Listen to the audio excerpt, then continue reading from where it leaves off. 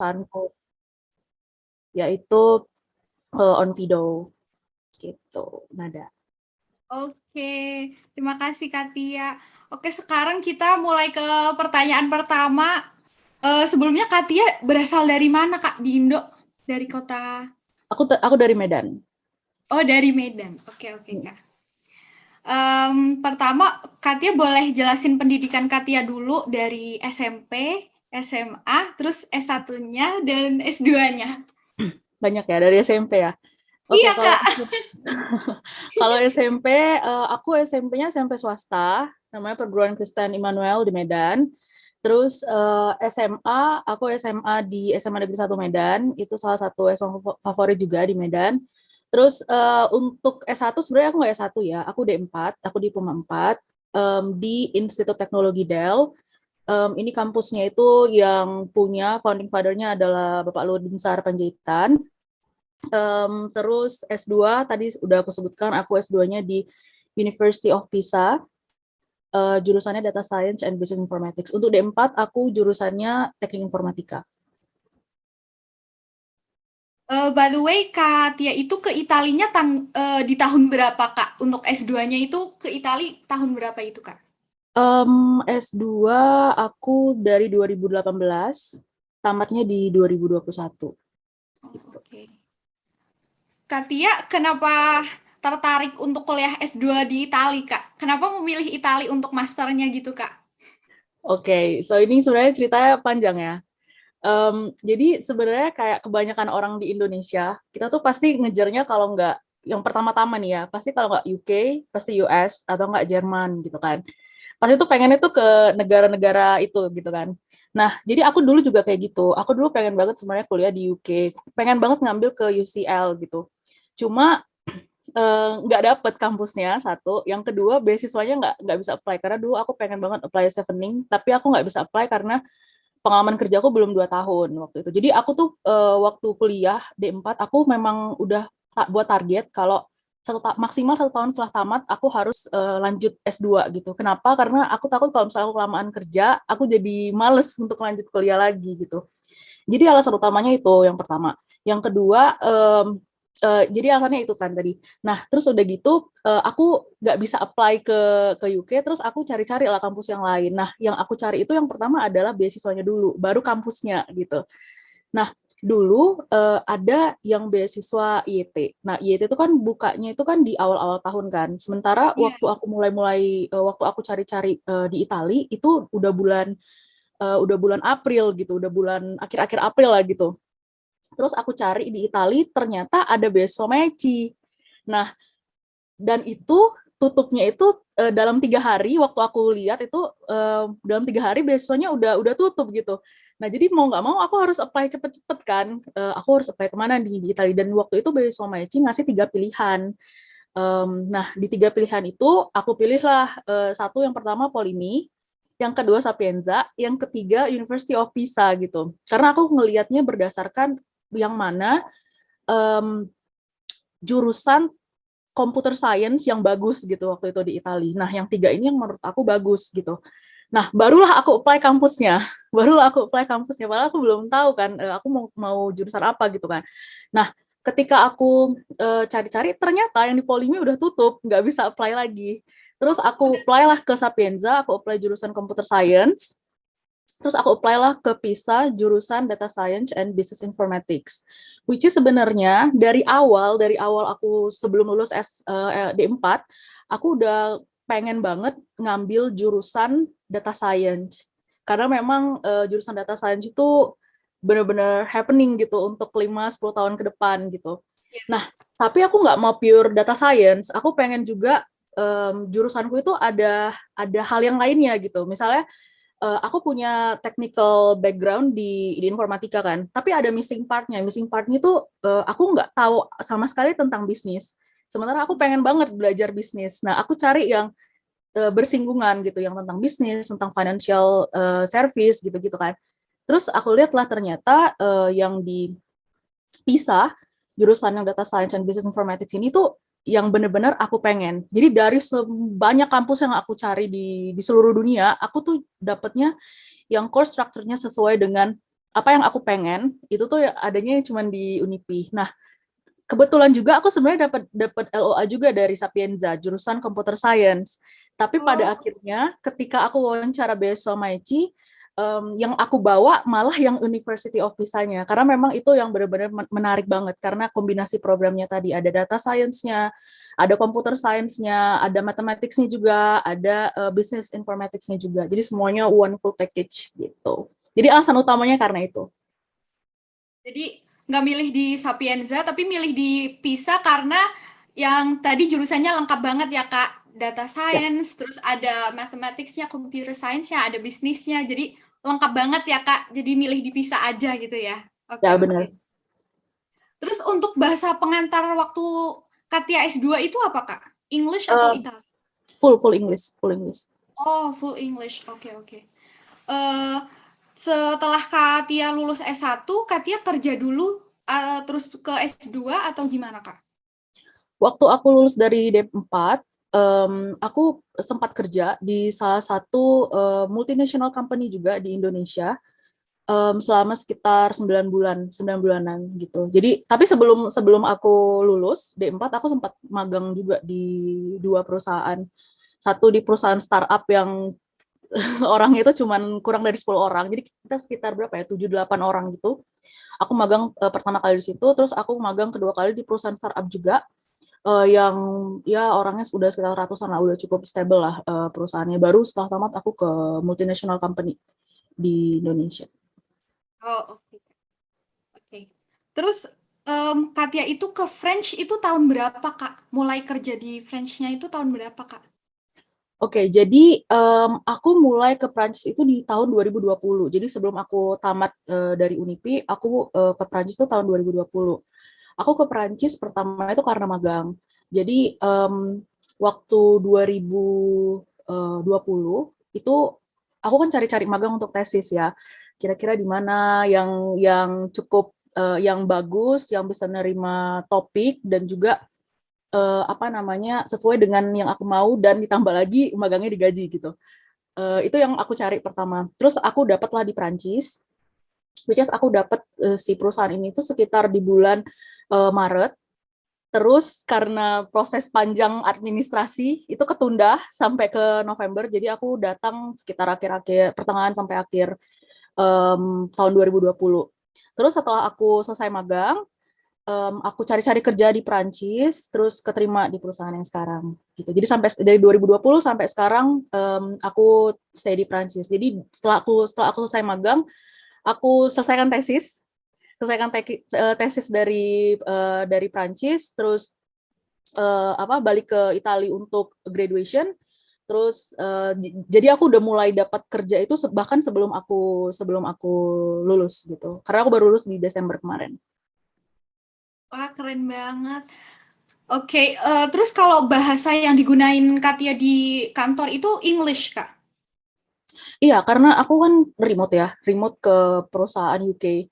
Jadi sebenarnya orang-orang yang kerja di perusahaanku itu sebenarnya dari mana-mana gitu. Ada yang di Portugal, ada yang di Netherlands, ada yang di Germany, ada yang di India, ada yang di US, ada yang di Singapura, yang pastinya ada juga di UK gitu. Jadi kita tuh sebenarnya di berbagai negara di dunia ya.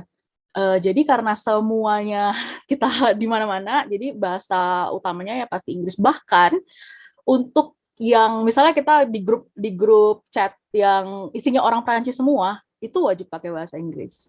Oke, Oh. oke. Oke, kalau sekarang Katia cara untuk apply kerjanya gimana, Kak? Lewat LinkedIn atau website company-nya langsung? Terus yang perlu disiapin untuk lamar kerja apa aja, Kak? Mulai dari CV, portofolio, dan lain-lainnya gitu, Kak.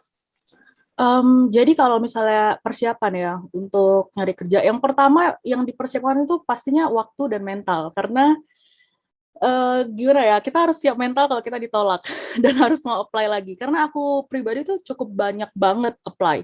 Mulai dari magang awal itu tuh, aduh sampai ratusan company aku ada apply. Dan untuk kerja juga aku apply-nya banyak banget dan nggak cuman di Prancis atau cuman di Italia, tapi di seluruh dunia bahkan sampai ke US aku juga apply ya.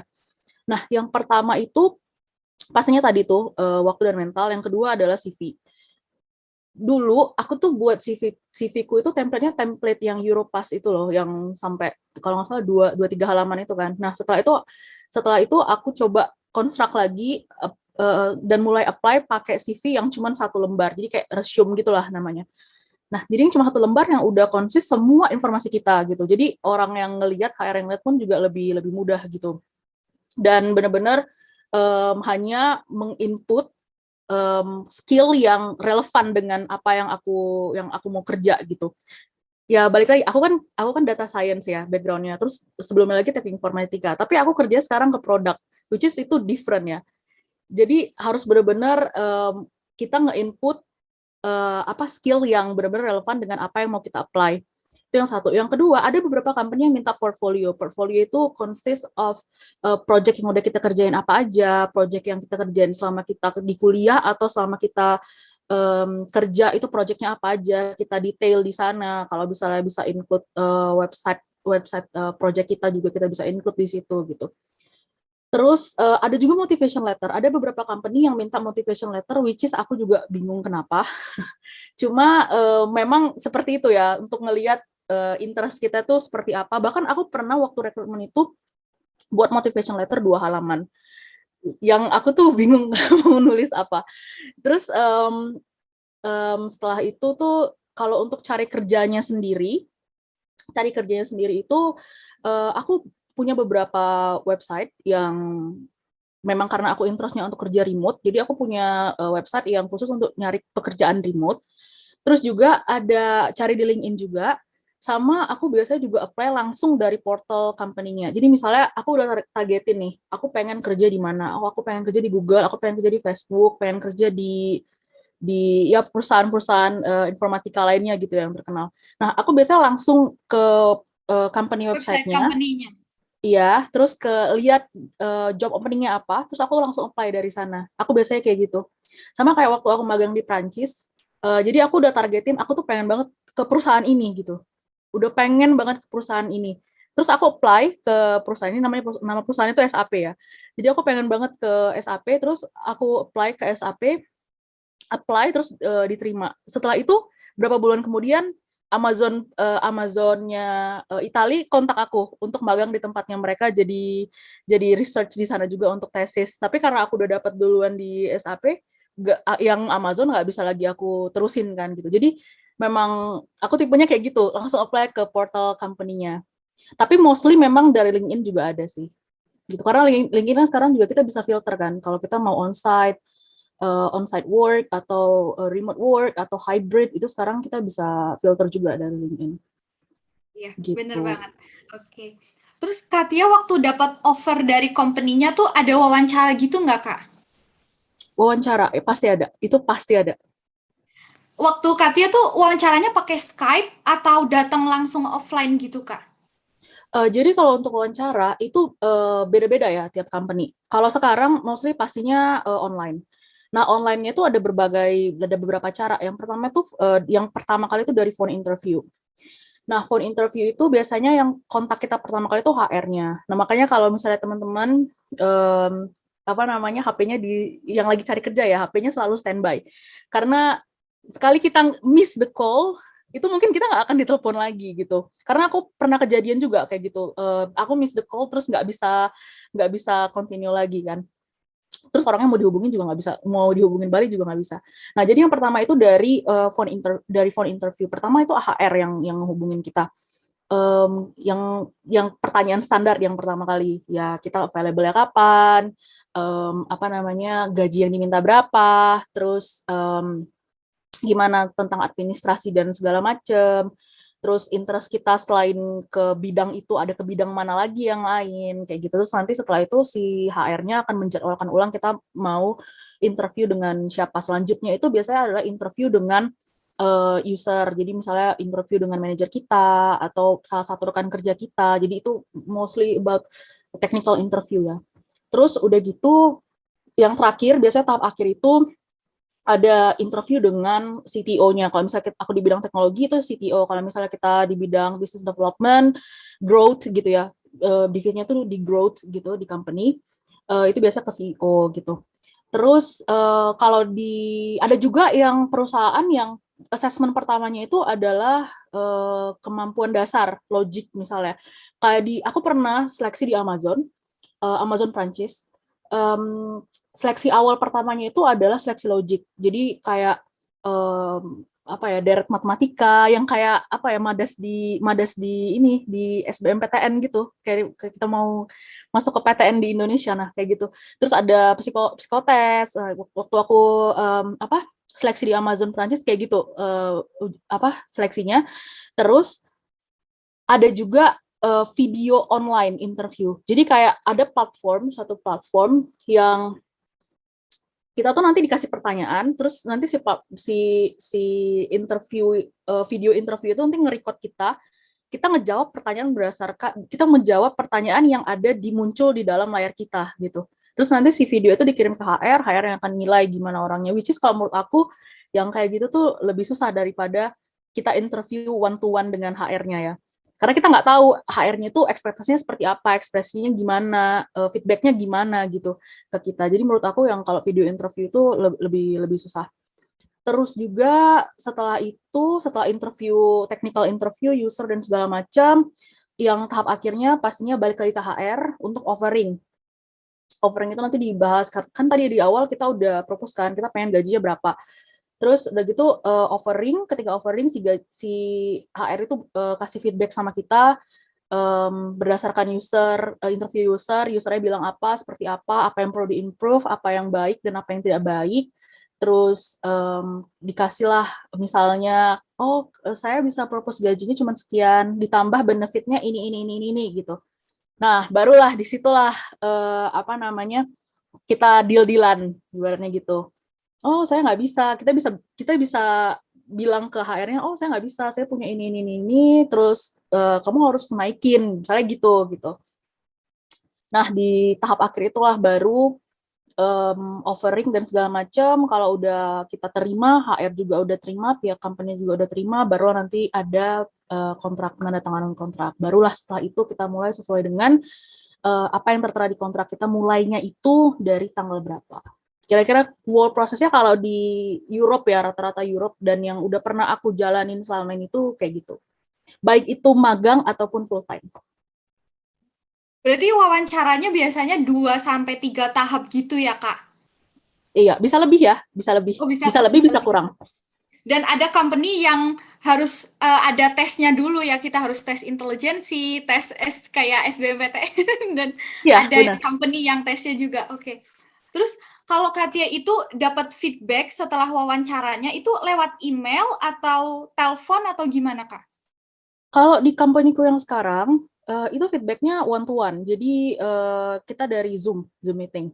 Tapi ada juga company yang feedback-nya itu dari email. Jadi kalau biasanya ya, kalau misalnya udah nggak diterima sama company-nya, mereka biasanya kirim email aja, mohon maaf berdasarkan hasil wawancara segala macam kamu tidak diterima gitu. Itu aku juga sering dapet gitu. Oh, oke. Jadi Itu tergantung. biasanya feedback-nya berapa hari setelah wawancara tuh, Kak, biasanya? Nah, itu juga ini mengenai timeline ya. Beda-beda company itu beda timelinenya. Kalau dari yang aku lihat ya, kalau company besar yang multinasional, yang branch-nya ada di mana-mana, itu biasanya takes time. Karena apa? Karena yang apply juga banyak. Tapi kalau company yang kayak di kantor aku sekarang, dia nggak bisa dibilang startup, nggak bisa dibilang multinasional juga, ya standar 300-400 employee lah ya. Jadi cukup cepat sih kalau menurut aku. Aku proses rekrutmennya cuma 2 minggu. Mulai dari ditelepon pertama kali sampai selesai itu cuma 2 minggu. Tapi ada proses yang sampai 3 bulan, ada yang sampai 6 bulan gitu. Jadi semuanya tergantung company-nya. Oh, oke, Kak. Terus kita mau bahas work-life balance kerja di Perancis gimana, Kak? Kayak jam kerja Katia itu jam berapa sampai jam berapa, Kak? Oke, jadi kalau misalnya kerjaku sendiri itu, aku kerja 7 jam satu hari. Karena menurut aku ya, di Perancis itu, apa ya dibilang, labor law-nya lebih kuat daripada di Italia. Kalau di Italia, kita kerja itu 8 jam satu hari atau 40 jam satu minggu. Itu udah fix standar. Kalau di Prancis, kita kerja itu 35 jam satu minggu atau 7 jam satu hari. Dan kalau di Itali, aku bisa bilang ini karena aku dulu magang juga ya di Itali. Jadi kantorku dulu itu, aku masuk jam 9, terus pulangnya jam 7 malam. Kenapa? Kerjanya 8 jam, tapi istirahatnya 2 jam.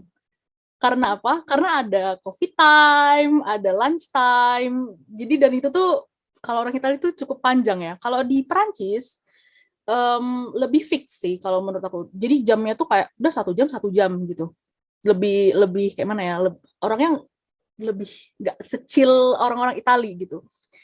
Dan kalau mengenai work balance sih, misalnya kita talking about salary, terus benefit yang lain, misalnya additional insurance dan lain-lain. Di company-ku yang sekarang itu menurut aku benefitnya sangat bagus sih. Compare bahkan sama perusahaan magangku yang di Prancis sebelumnya ya. Menurut aku tuh bagus ya. Jadi yang didapat itu selain salary package, dapat additional insurance juga, dapat life insurance juga. Jadi additional insurance itu kayak gimana ya? Kalau di Italia kan kita ada tessera sanitaria ya. Ada tessera sanitaria, tapi ada beberapa hal yang nggak di cover, misalnya gigi. Itu gigi itu di cover tapi hanya untuk surgery aja. Kalau untuk estetik itu nggak di cover. Nah, kalau misalnya kita mau rogoh duit sendiri, itu pasti besar banget gitu. Nah, kita butuh additional insurance untuk itu ya. Nah, di Prancis juga seperti itu. Ada additional insurance-nya yang mengcover beberapa hal yang nggak di-cover oleh insurance dari pemerintah. Terus juga ada life insurance. Life insurance itu kalau misalnya kita meninggal dan segala macam, itu kita dapat 4 kali dari gaji kita per tahun. Jadi misalnya gaji kita 20.000, terus kita amit-amit ya meninggal gitu misalnya, kita akan dapat 4 kali 20.000 gitu. Yaudah itu kita dapat 80.000, keluarga kita dapat 80.000 gitu. Terus juga benefit yang lainnya itu ada working from home budget. Karena aku kerja remote, aku dapat budget untuk kerja dari rumah. Jadi ada fixed term yang pertama kali dikasih itu sekitar 600 euro atau 16 pound sterling, aku lupa. Itu untuk beli meja, beli kursi, dan beli yang perlengkapan yang lainnya. Terus juga ada monthly working from home budget. Jadi kalau misalnya kita untuk keperluan wifi dan segala macam, itu ada fixed termnya juga, itu sekitar 50 euro. Terus juga ada apa lagi ya? Ada enhancement life. Jadi misalnya untuk kita mau nge-gym, kita mau untuk yoga, atau kita mau untuk keperluan misalnya yang udah punya anak bisa untuk bayar untuk babysitting atau untuk bayar untuk cleaning house gitu. Itu ada sekitar 95 euro dari kantor aku. Terus juga tapi itu sistemnya reimburse ya. Jadi kita harus punya bills-nya dulu baru kita reimburse si benefit itu. Terus juga ada stok, ada saham, dikasih saham juga. Share point namanya. Jadi saham kita ada berapa gitu di kantor, dan itu hal yang rumah. Nah, ini juga salah satu mungkin bisa tips ya untuk teman-teman yang cari kerja. Mungkin share point itu bisa jadi salah satu opsi juga. Kenapa? Karena we put no money but kita get benefit-nya dari persenan yang dipunya oleh perusahaan. Dan itu hal yang sangat wajar di Eropa. SharePoint yang tentang share saham dari perusahaan itu hal yang sangat wajar ya di Eropa. Terus juga ada, kalau di company lain, ini bukan bicara company-ku ya, kalau di company lain itu ada juga yang namanya uang makan dan uang transport. Kalau di Italia itu namanya reimburso spese. Dan tips lagi untuk teman-teman yang lagi cari kerja, ketika kita dikasih tahu gaji, gaji kamu misalnya 2.000. Yang pertama kita tanya adalah, gaji itu adalah bruto atau netonya. Kalau misalnya itu bruto, kita harus tanya balik ke HR-nya, netonya berapa? Satu. Yang kedua, apakah reimburso spese-nya udah masuk atau enggak? Reimburso spese itu adalah uang makan dan uang transport yang kakak bilang tadi. Kalau misalnya belum masuk dan kita ngerasa gaji itu kurang, kita bisa bilang, ini kurang. Aku harus naik train dari sini ke sini. Aku harus bayar transportasi. dari sini ke sini, aku perlu lebih. Kita bisa deal-dealan dengan itu ya, dengan kasih pertimbangan itu. Terus juga benefit yang lainnya apa gitu. Itu harus ditanyakan ketika kita offering gitu. Nah, balik lagi kalau ke perusahaan aku, tadi udah ada life enrichment, ada sama learning budget. Learning budget itu jadi misalnya kita mau belajar sesuatu yang baru. Misalnya aku sekarang lagi pengen belajar cloud computing. Jadi di kantor itu dikasih 150 pound sterling setiap 3 bulan kalau nggak salah, 3 bulan atau 6 bulan itu dikasih budget segitu untuk kita subscribe atau kita beli buku atau kita beli sesuatu yang bisa kita pelajari gitu. Jadi di kantor aku ada yang seperti itu. Tapi nggak semua kantor sih kayaknya. Ada hal-hal, ada yang learning budget gitu ya. Oke. Gitu, in general sih kayak gitu. Oke. Maaf Katia, tadi ada meal voucher selain salary package, selain gaji pokok, tadi Katia ada meal voucher sama tunjangan transportasi juga atau enggak ya Kak tadi? Kalau aku karena work from home, nggak ada. Tapi kalau misalnya temanku yang lain, misalnya dia di UK gitu ya, kerjanya di UK, mereka itu ada transport budget. Jadi biasanya transport budget itu, aku nggak tahu kalau di UK, tapi kalau di Prancis itu 70% dibayarkan oleh company. 50-70% itu dibayarkan oleh company. Jadi misalnya harga 1 year pass untuk metro, untuk bus dan segala macam, itu misalnya harganya 300 euro misalnya ya. Ya udah company bayar 50-70%, tergantung deal-dealannya gimana. Terus yang sisanya ya kita sendiri yang bayar. Gitu. Berarti keren banget ya Kak. Iya, kenapa? Tapi kalau misalnya di Itali, kalau dari yang aku lihat sih rata-rata nggak ada ya. Kalau rata-rata nggak ada kalau misalnya untuk transport. Tapi kalau untuk makan ada. Oh, oke. Berarti salary package selain gaji pokok keren banget ya Kak. Tadi bisa beli saham dari company kita, terus dapat insurance dan semuanya. Oke. Terus kalau yang work life balance tadi, kalau Katia libur per tahun itu berapa hari ya Kak? Libur per tahun ada 25 hari dalam 1 tahun. Ditambah kalau di Perancis itu ada namanya RTT. RTT itu adalah yang kayak aku bilang tadi, kita menurut peraturan Prancis, kita kerja 35 jam dalam 1 minggu. Kalau misalnya lebih dari 35 jam, kelebihan itu akan diakumulasi dan akan dijadikan hari libur tambahan. Jadi misalnya aku secara kontrak kerjanya 37,5 jam dalam 1 minggu. Berarti kan ada kelebihan 2,5 jam kan dalam 1 minggu. Nah, yang 2,5 jam itu nanti diakumulasi dan akan diberikan sebagai hari libur. Jadi RTT-ku dalam setahun itu ada 10 hari. Jadi kalau ditambahin, jadi 25 hari ditambah 10 hari RTT, aku ada 35 hari libur. Ditambah lagi ada 1 hari libur untuk ulang tahun. Ini kalau di Prancis, aku kurang tahu ya apakah itu normal atau enggak. Tapi kayaknya di perusahaan magang tempat aku magang sebelumnya itu ada juga sih. Tapi kalau di Itali, aku juga nggak tahu kalau itu yang untuk ulang tahun ya. Untuk ulang tahun itu ada hari liburnya atau enggak. Tapi kayaknya temanku di Milan ada sih untuk hari libur. Terus juga ada 2 hari volunteering day. Jadi kalau di Prancis, ketika kita menjadi volunteer, it means charity, di suatu organisasi, dan kita tuh punya keperluan misalnya untuk ngebantu si community ini dalam hal whatever gitu, misalnya kita mau teaching kids or teaching refugee or something gitu, kita dikasih 2 hari libur untuk volunteering day, untuk ke charity ini. Di kantor aku kayak gitu. Wow. Oke. Terus kalau misal hari libur nasionalnya jatuh di hari Minggu kayak gitu Kak, nanti kayak diganti di hari lain gitu nggak Kak? Nggak ya? Oh, kalau itu enggak. Kalau itu kayak di semua company kayak gitu sih, enggak akan diganti. Oh, oke. Terus kalau hal yang Katia sukain dari company-nya Katia apa tuh Kak?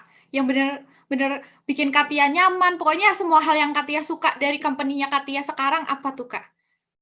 Yang paling enak ya, gini, aku udah pernah berada di startup company yang kayak aku bilang tadi, startup company yang consist of less than 10 people. Terus aku upgrade lagi ke startup company yang yang ya nggak sampai 100 ya. Terus upgrade lagi ke multinational company.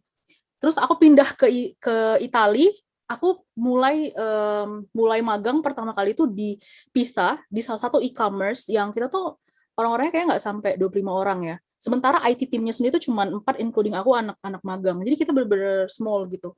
Terus upgrade lagi, magang lagi di multinational company yang branch-nya tuh ada di mana-mana. Terus sekarang kerja di perusahaan yang kita nggak bisa bilang startup, kita nggak bisa bilang big company juga, yang di tengah-tengah gitu. Yang paling enak adalah ketika kita berada di multinational company, big company, kita punya policy ya, aturan yang benar-benar ketat. Ketika kita pengen ketika kita pengen misalnya kita ngerasa bahwa sistem ini tuh nggak bagus gitu, kita propose to our manager, ini nggak bagus, gimana kalau kita improve? Nah, untuk approval improvement di big company, itu tuh kita perlu text time, harus dibahas ke kemana-mana gitu. Jadi nggak fleksibel kalau kita di big company, mostly seperti itu ya. Nah, ketika aku di company-ku yang sekarang ini, aku ngerasain bener-bener balance dalam artian dia nggak terlalu kecil, dia nggak terlalu besar. Kalau kita mau improvement, kita bisa lebih fleksibel.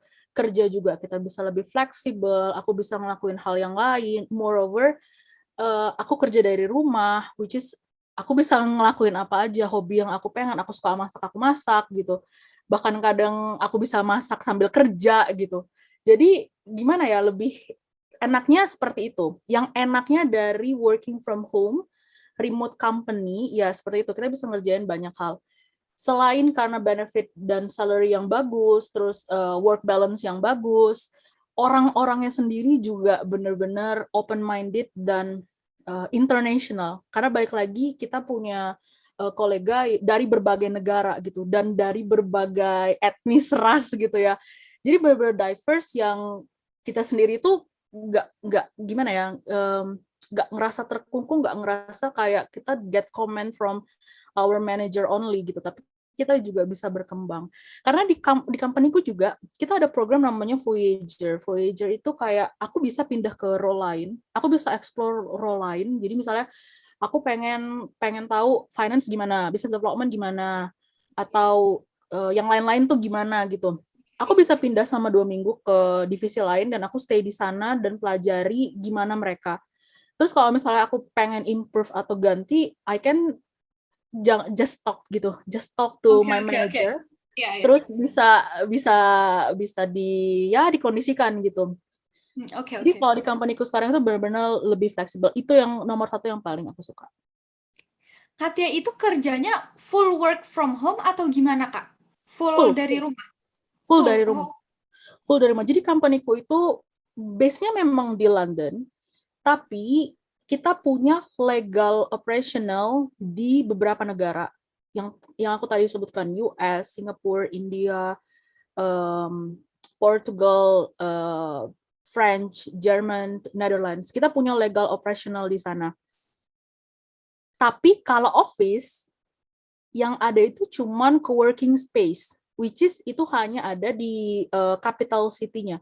Jadi misalnya di Portugal adanya di Lisbon, di Prancis adanya di Paris, terus di Netherlands adanya cuma di Amsterdam, di Jerman adanya cuma ada di Berlin gitu. Jadi cuma ada di capital city-nya doang gitu. Sementara aku kan nggak tinggal di Paris. Aku tinggalnya di South France, di a small village near Marseille.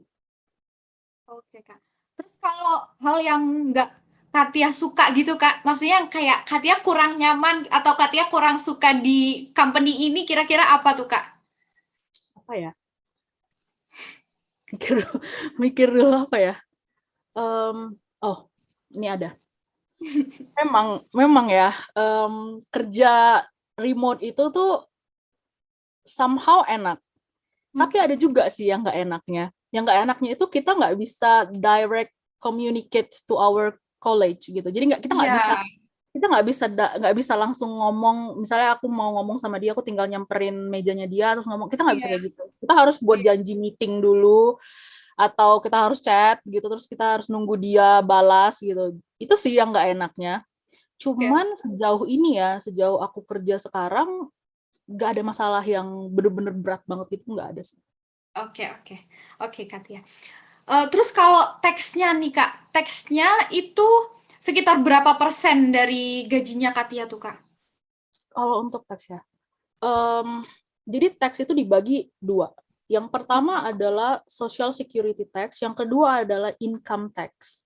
Social Security Tax itu yang untuk gaji pensiun, yang untuk transport, yang untuk bantu orang lain, yang kayak gitu. Yang income tax itu, dan income tax itu adalah tax yang pajak penghasilan kita gitu. Nah, jadi perhitungannya adalah yang pertama itu, misalnya gaji kita 1.000 misalnya ya, tax untuk Social Security itu sekitar 20%-an dari gaji, jadi sisa 800 dari 1.000 euro. Ini hanya example ya. Dari 800 ini, kita dipotong lagi untuk tax income kita sebesar 9 sampai 10%. Tergantung gaji kita berapa. Semakin tinggi gaji, semakin besar tax-nya. Iya. Semakin besar tax-nya, semakin kecil yang kita dapat net-nya. Oke. Itu kalau teksnya Katia itu ikut aturan UK atau ikut aturan French ya, Kak? Aturan pemotongan teksnya? Aku ikut aturan Prancis. Karena kontrak aku sendiri itu, balik lagi, perusahaan aku ada legal operationalnya di Prancis, jadi dia bisa meng-hire orang-orang di Prancis. Nah, karena bisa meng-hire,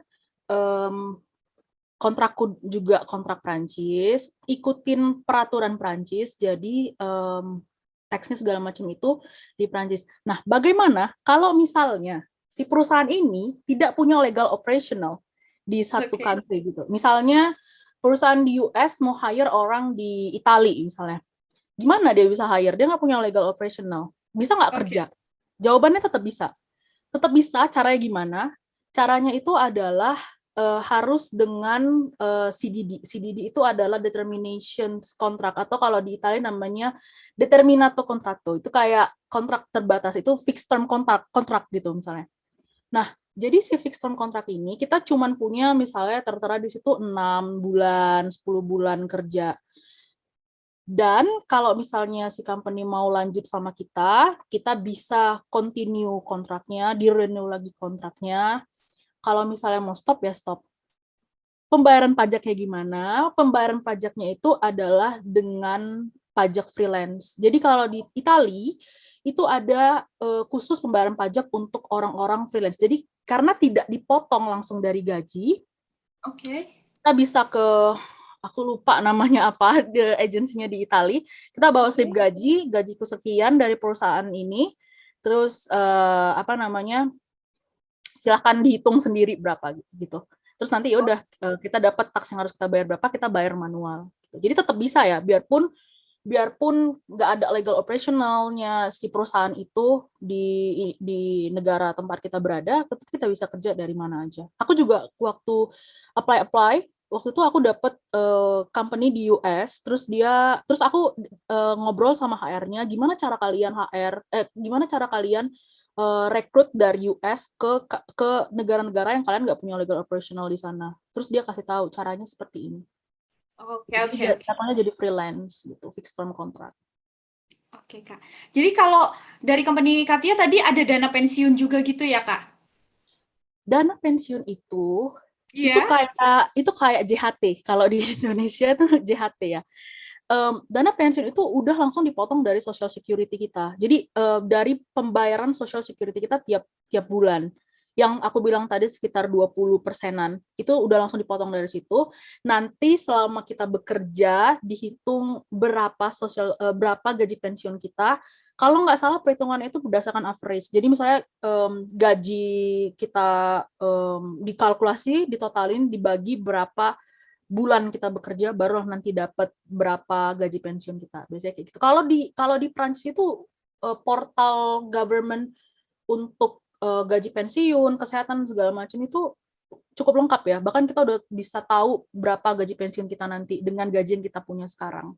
Oke, Kak. Terus kalau untuk akses kesehatan di Prancis, untuk kualitas rumah sakit, para dokter-dokternya kayak gitu bagus banget ya, Kak? Kalau di Prancis gimana tuh, Kak? Untuk akses kesehatan? Bagus sih, sama aja kayak Italia. Tapi menurut aku ya, dari sisi birokrasi, Itali itu lebih mudah loh dari Prancis. Oh, oke. Lebih gampang. Oke, Kak. Lebih gampang Itali dari Prancis. Terus Kak, pertanyaan bonus nih Kak, karena kan Katia kuliahnya di Italia Kak. Katia tuh dulu waktu S2, hal yang Katia suka dari menjadi mahasiswa S2 di Italia sama yang nggak disuka Katia apa tuh Kak? Waktu kuliah tuh Kak, waktu kuliah master, yang disuka dari kuliah di Italia sama yang nggak disuka apa tuh Kak? Yang paling aku suka ya, tamat nggak perlu buru-buru. Jadi kalau di Italia itu kan kita bisa kuliah 3 tahun, 4 tahun kan bisa ya, sampai segitu tuh bisa ya. Jadi nggak ada pressure harus tamat 2 tahun, kecuali kalau mau dari diri sendiri ya. Iya. Makanya karena kita nggak diburu-buru dengan tamat, makanya aku nunda cukup lama untuk wisuda. Kenapa? Karena aku pengen untuk magang dulu gitu, cari pengalaman dulu, baru tamat, baru selesai gitu. Yang paling aku suka itu sih satu, nggak ada harus buru-buru. Yang kedua, banyak beasiswanya. Oke. Kalau di compare ke Prancis, beasiswa di Italia itu lebih banyak. Terus yang ketiga itu apa ya, anak-anaknya, teman-temanku di kampus tuh oke sih, bagus sih. Aku senang sih sama mereka. Benar-benar helpful ya. Kayak orang Indonesia juga, Oh, Tapi yang nggak enaknya adalah ketika aku pindah ke Italia, terus aku ngelihat sistem examination-nya, itu cukup apa ya, cukup cukup hard ya, benar-benar susah ya. Karena kan kalau misalnya di Indonesia itu kan kita nggak terbiasa untuk oral exam kan, kita nggak terbiasa untuk one to one exam sama profesor kan. Kalau di Italia kan kita exam tuh kayaknya hampir semua exam harus ada oral examnya gitu, dan menurutku itu sih yang susah, karena kita nggak terbiasa di Indonesia seperti itu. Ketika kita di Italia kita harus mau nggak mau harus oral exam, kita nggak terbiasa dengan itu. Iya benar. Oke. Terus Katia, kalau di Prancis kotanya bersih nggak Kak? Kalau compare sama Italia, kira-kira lebih bersih mana tuh Kak kotanya gitu Kak? Kamu mau compare ke kota yang mana di Italia? Oh iya sih, beda-beda ya. Beda. Tapi kalau di Italia itu biasanya tempat sampahnya tuh benar-benar banyak banget sampah numpuk di sekitaran, karena udah nggak muat tempat sampahnya, karena truknya kan belum jadwalnya pick up, tapi karena orangnya padat kali ya, jadi sampahnya udah numpuk. Dan itu kayak di Italia kayak di mana-mana kayak gitu Kak, apalagi di Roma ya, parah banget. Iya, bener. Aku tadi makanya mau nanya, kamu mau compare kemana? Mau compare ke Roma, atau mau compare Roma dengan Paris, atau gimana? Sebenarnya sama aja sih, nggak ada jauh beda sih, kalau menurut aku ya. Kalau bersih nggak bersih, ada beberapa kota yang bersih. Kalau misalnya kita tinggal di village area, itu pasti lebih bersih. Karena nggak banyak orang juga di sana. Tapi kalau kita ke crowded city, metropolitan city, itu surely bakal jorok sih gitu. Terus kalau di Prancis, kalau Katia kayak mau ngapa-ngapain gitu, biasanya appointment dulu nggak Kak? Kalau aku sekarang di Italia kayak harus mau vaksin appointment dulu, terus misal bikin KTP appointment dulu, bikin account bank appointment dulu gitu Kak. Di Prancis kayak gitu juga nggak Kak? Kalau apapun kayak appointment dulu gitu? Iya. Sekarang enggak dari sekarang sih, kayak dari dulu ya. Harus appointment dulu, dan appointment-nya juga cukup lama sih, sama juga kayak di Italia.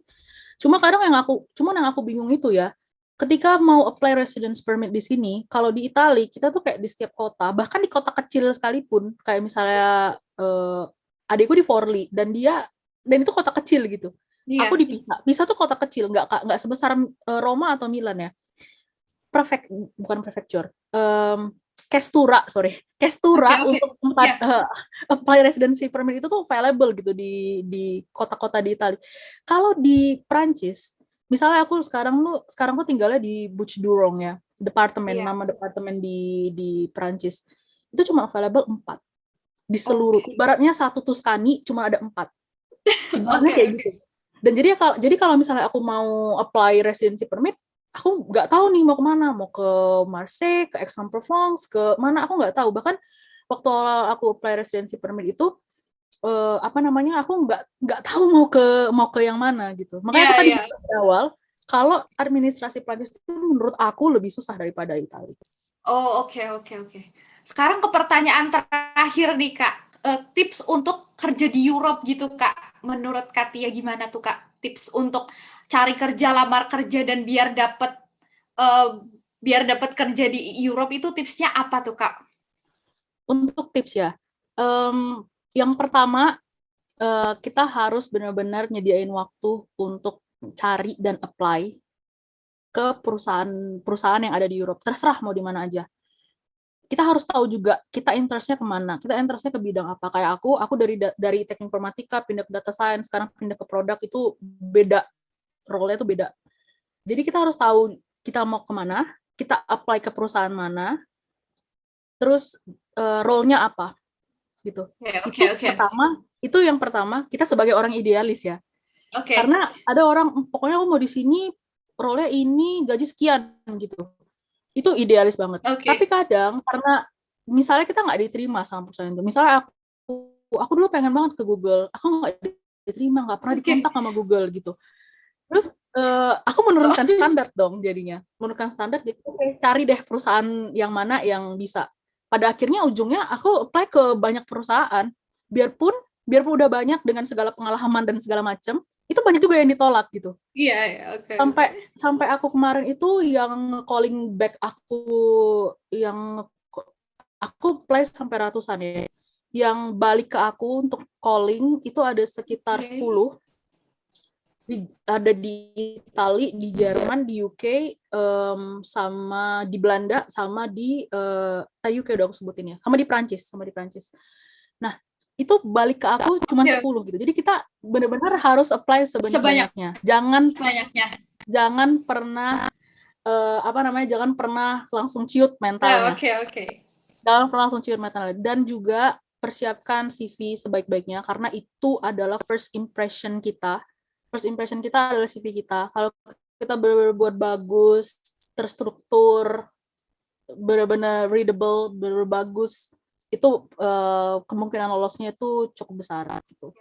Terus juga selalu observe gajinya di perusahaan yang mau kita apply itu berapa, kita harus observe dulu. Karena kalau misalnya kita tiba-tiba dapat telepon terus kamu expect gaji berapa gitu, kita bingung gitu. Iya, range-nya berapa, bingung. Mungkin aku bisa kasih sedikit simulasi ya. Aku boleh share screen? Iya, boleh, Kak, boleh. Nih. Udah kelihatan belum ya? Iya, udah, Kak, udah. Udah ya. Oke. Ini aku akan share ya, linknya. Nih, yang pertama adalah, bentar, aku kirim ke chat dulu. Ini link untuk kita bisa tahu gaji kita itu kira-kira untuk role tertentu di kota tertentu itu kira-kira berapa. Misalnya nih, aku buat di sini misalnya kita mau cari, kita sebagai business analyst. Kita cari misalnya mau ke Jerman. Kita tinggal cari, search. Terus dapat kan range gajinya berapa. Oke, entry levelnya itu 65.000. Dengan average-nya itu sekian. Tengah-tengahnya sekian. Terus senior levelnya sekian. Terus kita harus tahu dong, oh expertise kita itu udah sampai mana. Kita udah kerja berapa tahun. Biarpun biasanya, kalau di Eropa, ketika kita lulus dari S2, terus kita mau apply, jatuh-jatuhnya juga jadi junior level. Itu udah fix banget gitu. Oke, jadi misalnya dapat sekian, terus kita lihat nih. Kita cari, terus kita cek ke sini. Aku copy lagi ya. Aku kirim lagi. Ini adalah website untuk tax calculation. Tadi ini di mana? Di Jerman kan? Di Jerman. Iya. Kita tinggal ubah aja ini jadi FR jadi ke DE. Oke. Tinggal ubah aja. Itu bisa cari, biasanya ada. Terus kita cari tahun itu apa ya? Tahun Jahkat. Terus kita cari tadi berapa? 59.000 kan? Ya, kita buatlah misalnya 60.000 per tahun ya di kota Berlin. Kita tinggal search. Udah search belum nih? Kayaknya udah. Terus kita bisa dapat dong. Oh, netnya itu 35.000 per tahun ya, per tahun. Ini per tahun. Terus kita mau Iya, iya. lihat per bulannya berapa. Tinggal lihat aja. Oh, per bulannya dapat gajinya tuh sekian gitu. Wah, Kita oke, tinggal oke. jadi Wah, bisa jelas nggak sih? iya, iya, Kita jelas, Kak. Udah. Heeh. berapa dipotong, berapa untuk aku nggak tahu ini apa ya.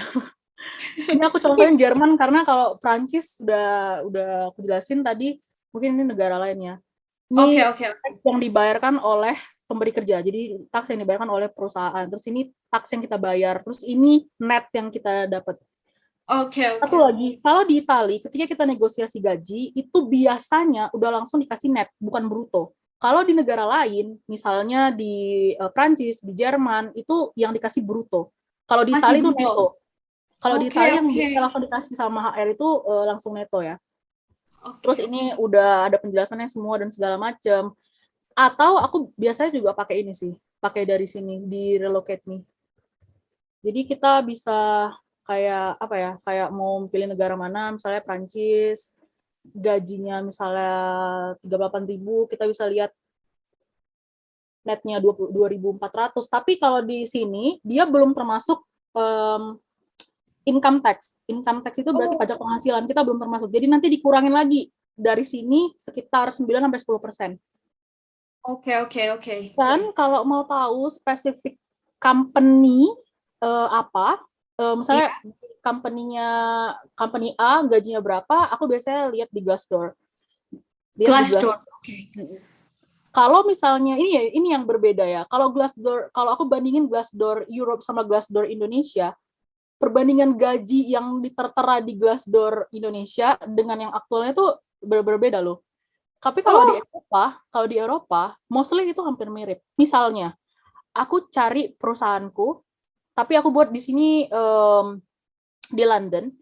Terus aku cari untuk produk support, kira-kira berapa ininya gajinya. Terus aku dapat oke, base salary-nya sekian gitu. Tapi ini oke. kan dalam pound sterling kan, dalam pound Iya. sterling. Kalau misalnya dalam pound sterling, aku biasanya pakai tinggal ubah aja berapa. Aku pakai XA sih biasanya kalau untuk untuk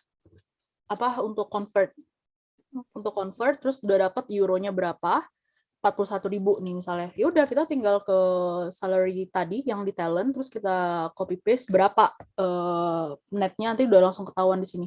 Kalau untuk Prancis sebenarnya ada lebih spesifik lagi sih, namanya My Company in French. .com kalau nggak salah, My Company in French itu udah langsung tertera berapa insurance, berapa segala macam itu udah langsung di breakdown secara detail. Kalau ini kan kayak income tax-nya berapa, church tax-nya itu berarti ini karena di Berlin ya. Oh, Karena di iya, iya. Berlin itu ada church tax. Terus ada pension Oh, berapa, ada unemployment-nya berapa, care insurance-nya berapa. Jadi insurance. udah tertera semua.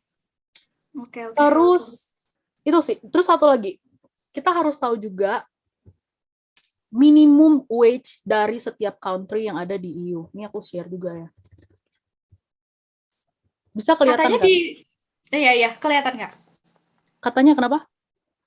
Katanya di Italia nggak ada tulisan apa? Oh, ini Minimum. no Iya, minimum wage. Jadi iya di memang. Italia kayak agak ngambang gitu kan? Iya, Italia memang nggak ada. Italia memang nggak ada minimum wage-nya. Jadi yang nggak ada itu bisa kita ada Norway nggak ada. Ini apa? Ini Finland ya? Ini nggak ada. Ini nggak. Italia nggak ada. Udah jelas Iya, nggak ada. Italia nggak ada. Terus di sini juga ada tertera sih berapa. Ini per Januari 2022 ya. Untuk yang Februari aku belum ada ketemu sih. Jadi kita bisa lihat kalau di Prancis sendiri minimum wage-nya itu 1.600. Ya, Euro 1.600. Tapi ini bruto ya, bruto, belum neto. masih bruto. Oke, oke. Jadi nanti kalau gara-gara ini bruto, kita tinggal cek aja tadi yang pembayaran pajaknya berapa. Terus apa namanya? Kita bisa lihat ya yang paling tinggi itu Luxembourg Ya, 2000 Luxembourg. ya udah biasa udah rahasia umum itu. Kalau di Luxembourg gajinya tinggi tapi cari kerjanya susah. Aku juga dulu sempat apply ke Luxembourg tapi nggak ada yang dapet karena susah banget kalau ke Luxembourg itu. Oh, Terus apa namanya?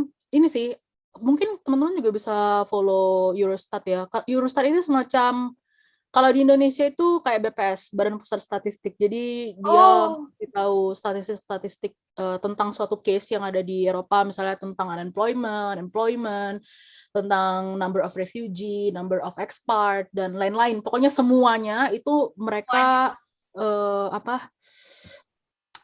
menghitung di sini dan buat infografik yang benar-benar useful sih. Jadi aku sering banget ngelihat tren dan market sekarang tuh gimana di negara-negara EU. Itu Iya. penting ya untuk tahu. Kenapa? Karena kita Iya. tinggal di EU. Kita harus tahu kayak mana trennya di EU gimana. Biar bisa kita compare juga ke negara kita gimana. Jadi kalau misalnya ada masalah kayak yang baru-baru ini kayak JKT, iya ya, JHT dan jaminan pemutusan pekerjaan itu, Iya, ya kita iya. bisa compare, oh ya Indonesia dan EU tuh gimana ya, terus kita bisa take action ya, kita di posisi mana gitu. Oke, Ini oke. mungkin bisa berguna ya buat teman-teman. Nah, balik lagi tadi ke Italia, karena Italia tidak ada minimum wage-nya, Iya. jadi terkadang si perusahaan itu tuh gimana ya, agak dibilang suka-suka ya ngasih gaji, Iya. khususnya untuk anak-anak magang. Jadi kalau teman-teman tahu, ada sekitar 1-2 tahun yang lalu kalau nggak salah 2020 2019 itu aku dengar ada demo dari anak-anak mahasiswa yang menuntut bahwa perusahaan harus menggaji anak-anak magang. Karena ya memang seyogyanya seperti itu gitu. Iya. Di Itali kayak gitu. Apalagi kalau misalnya kita bilang kita mau tesis di perusahaan ini, oh itu udah pasti nggak akan dibayar itu. Aku waktu mau tesis, aku dapat 2 perusahaan di Itali, dua-duanya nggak mau bayar. Oh, Udah oke. ngomong sama manajernya, dan manajernya dengan ya memformulasikan kata-kata, beliau bilang, ya karena kamu anak magang, jadi kita I'm afraid that I cannot give you benefit, bla bla Iya. bla. Gue udah tahu lah kalau itu udah tahu lah gimana. Jadi ya itu juga alasanku kenapa aku nggak mau ambil di Itali waktu tesis kemarin itu ya. Nah, Oke, oke, eh, oke. padahal Ya. ini mungkin nggak banyak yang tahu. Pemerintah regional di setiap region di Italia itu memberikan yang namanya training budget. Training Oh, budget itu adalah ketika kita magang di perusahaan, kita dikasih ibaratnya training sama perusahaan, dikasih magang, dikasih ilmu sama perusahaan itu, dan sebenarnya kita dapetin bukan gaji, tapi kayak reimburso spese yang aku bilang tadi, yang oh, uang oke. ganti untuk makan, uang ganti untuk transport, yang kayak gitu, itu dikasih sebenarnya sama pemerintah regional sebesar 300 sampai 500 euro. Itu range yang aku tahu waktu tahun 2019. Aku nggak tahu 2019. sekarang ya, aku nggak tahu sekarang berapa, tapi kayaknya normalnya segitu. Itu dikasih segitu sama pemerintah regional. Nah, setelah dikasih, kita dapat, kalau misalnya si company mau ngasih lebih, misalnya oke aku tambahin lagi nih 500 lagi, berarti kita dapat 300 tambah 500 atau 500 euro ditambah 500 euro dari company. Iya. Jadi Iya. ada formula yang seperti itu. Tapi Tapi, secara birokrasi itu lebih ribet. Kenapa? Karena oh, kita harus daftar dulu ke, kalau di Prancis namanya Pôle emploi. Sorry, aku takut aku salah wording ya. Pokoknya work agency namanya. Kalau di Inggris namanya work agency. Kalau di Itali namanya Casa per l'Impiego. Kalau nggak salah ya namanya. Pokoknya Inggrisnya itu work agency. Kita harus daftar ke sana. Kalau kita mau daftar, kita harus punya kartu identitas, normally kayak gitu. Makanya aku selalu sarankan sama siapapun yang sudah tiba di Italia dan sudah dapat permesso di Soggiorno, langsung apply kartu identitas. Karena kalau kita mau magang, kalau kita mau yang lain-lain, itu sangat diperlukan di berbagai administrasi, itu lebih mudah. Kayak temanku, dia udah dapat nih perusahaan untuk long term kontrak, tapi nggak bisa. Gara-gara apa? Karena dia nggak punya kartu identitas. Jadinya dia diturunin levelnya jadi anak magang gitu. Cuma jadi anak magang tanpa ada benefit yang aku bilang tadi, yang dari si perusahaan, yang dari pemerintah regional tadi. Nah, karena tidak ada benefit itu, jadinya si gaji dia yang full itu dikasih oleh perusahaan aja gitu. Jadi ada proses yang ribet tadi, ya kita harus ke work agency, kita harus daftar, si perusahaan juga harus daftar ke work agency, udah daftar, barulah bisa mulai magang, dan nanti udah pas di tengah-tengah magang nanti ada evaluasi, kita harus ke work agency lagi, kita harus wawancara lagi dengan orang di work agency, ditanya kayak mana magangnya dan segala macam, apakah kamu suka dan segala macam. Itu nanti ada proses yang seperti itu. Kalau kita mau dapat si training budget tadi ya. Tapi kadang perusahaan nggak mau ribet, terus dia ya udahlah kamu nggak usah digaji, atau kita kasih gaji kamu dari perusahaan kita aja, nggak usah dari pemerintah regional. Gitu. Oke. Ini Jadi mungkin tadi tuh ya. itu berarti tadi kita kayak harus pakai agent gitu, Kak? Bukan. Kalau di Eropa itu ada kayak badan atau kayak departemen atau kayak bagian dari pemerintah yang memperbolehkan kita untuk bukan memperbolehkan, yang punya satu kayak apa ya? Kayak di dalamnya itu ada pengumuman untuk lowongan kerja gitu. Oh, oke. Jadi lowongan kerja orang yang mau ngerekrut siapapun itu kita harus buat pengumuman di situ. Terus nanti kalau misalnya ada orang yang mau cari kerja, kita bisa registrasi juga di sana. Terus nanti orang-orang yang di work agency itu nanti yang menyatukan, oh ini nih ada lowongan di perusahaan ini, kamu bisa ke sana, atau orangnya kayak ini loh, kayak patronato. Ya. Patronato. Tapi bedanya patronato itu kan bisa public, bisa private. Kalau si work agency ini benar-benar public, benar-benar di provide oleh government. Oh, dari government-nya ya, Kak? Oke. Dari pemerintah. Oke. Makasih banyak, Kak Tia, buat link-nya, buat share-nya semuanya. Makasih banyak untuk meluangkan waktu di acara PPI kali ini. Semoga Kak Tia karirnya sukses terus ya, Kak. Amin. Oke, terima kasih banyak, Kak Tia. Oke, sekian untuk Zoom meeting hari ini. Semoga bermanfaat. Terima kasih yang sudah join di acara PPI Italia hari ini. Terima kasih semuanya dan salam. Makasih semuanya. Makasih Kak Tia. Iya. Kalau ada yang mau nanya-nanya, bisa kontak aku langsung ya. I'm available WhatsApp, Telegram. Melalui WhatsApp sama Telegram. Telegram juga bisa. Oke.